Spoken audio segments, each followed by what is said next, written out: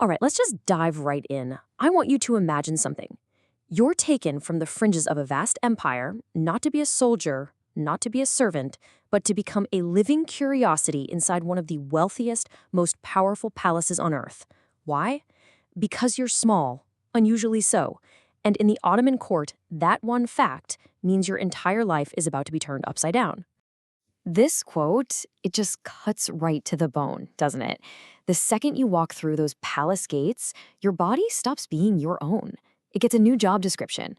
Your identity? That's not for you to decide anymore. It's now a role you have to play in this grand and frankly often cruel spectacle of power. And this is the fundamental paradox of your new life. You are literally surrounded by a level of luxury most people couldn't even fathom. But all that gold and silk, it doesn't change the fact that you're in a cage. A very beautiful cage for sure, but a cage nonetheless, where every favor from the Sultan could be your salvation, and every laugh in the hallway could be at your expense. So you have to wonder, why did this strange and incredibly dangerous role even exist in the first place? Well, to get that, you have to stop thinking of the court as just a home for the Sultan. You have to see it for what it really was, a stage. Think about it. Topkapi Palace wasn't just some building. It was its own self-contained universe. A city within a city, totally sealed off from the outside world. It had its own rules, its own brutal hierarchies, its own secrets. We're talking about kitchens that fed thousands, eunuchs guarding every gate, and hidden rooms where the fate of millions was decided. It was a world built on absolute control. And this idea of a living collection is absolutely key. See, a powerful ruler showed off that power by literally arranging the world around him. This meant collecting rare animals, priceless jewels, and yes, people. You become a part of the Sultan's collection, like a rare diamond or an exotic bird, living proof of his global reach and his power to own the unique, the extraordinary. And, the Ottomans weren't alone in this. Almost all pre-modern courts valued what we could call controlled difference. A person with a unique physical body was just so useful. They were a status symbol for the ruler. They could fill special roles in the highly segregated spaces of the palace. Your physical body, your difference, became both a symbol and your job description. Okay, so we've kind of covered the why, but what was it actually like to live this life day in and day out? Well, it was a performance, a constant performance, under the weight of constant observation. So your day was this routine of managed visibility.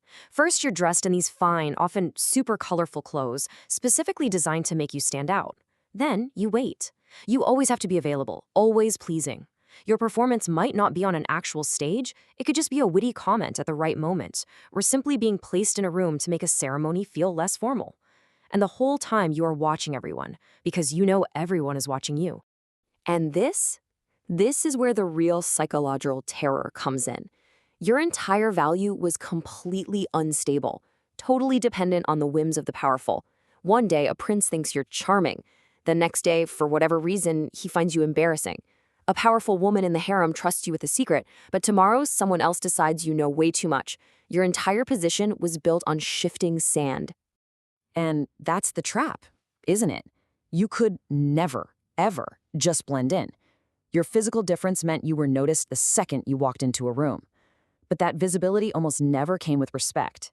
In fact, you were often infantilized, treated like a child or even a pet. To be seen all the time but never taken seriously, that is a special kind of psychological nightmare. And beyond that constant mental strain, there was real physical danger just behind the silk curtains. Humiliation was bad enough, but the private world of an absolute ruler, that was a place of deep and constant fear. So what exactly was it that could turn this gilded life into a living nightmare? It was that toxic combination of your unique position and the brutal, cutthroat politics of the inner court.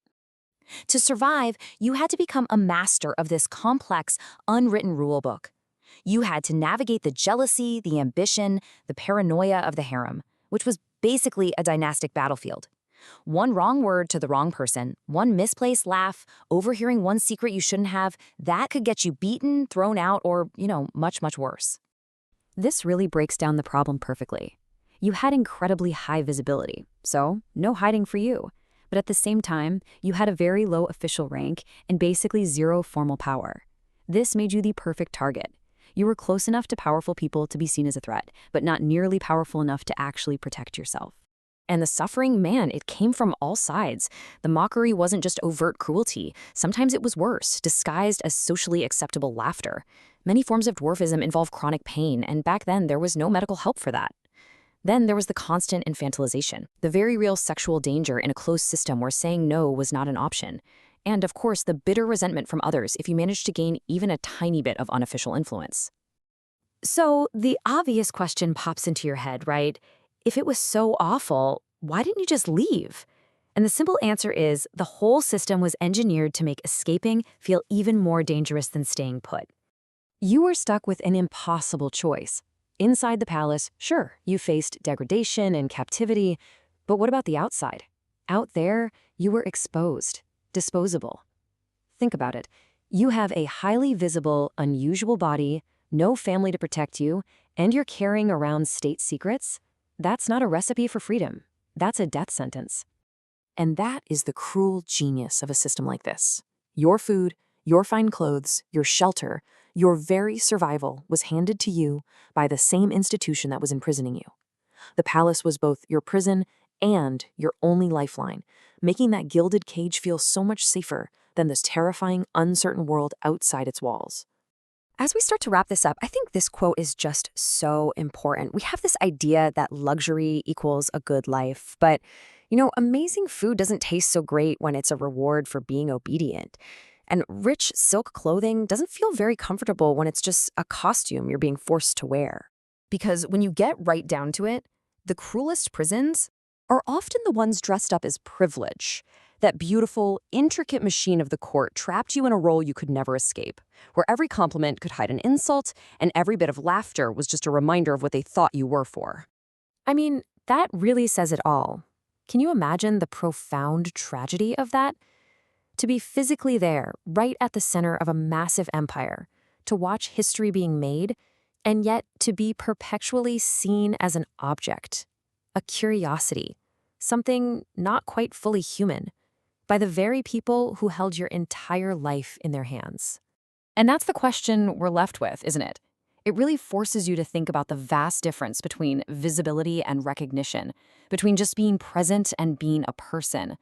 What is the real cost of being looked at every single day of your life, but never, ever truly being seen for who you are?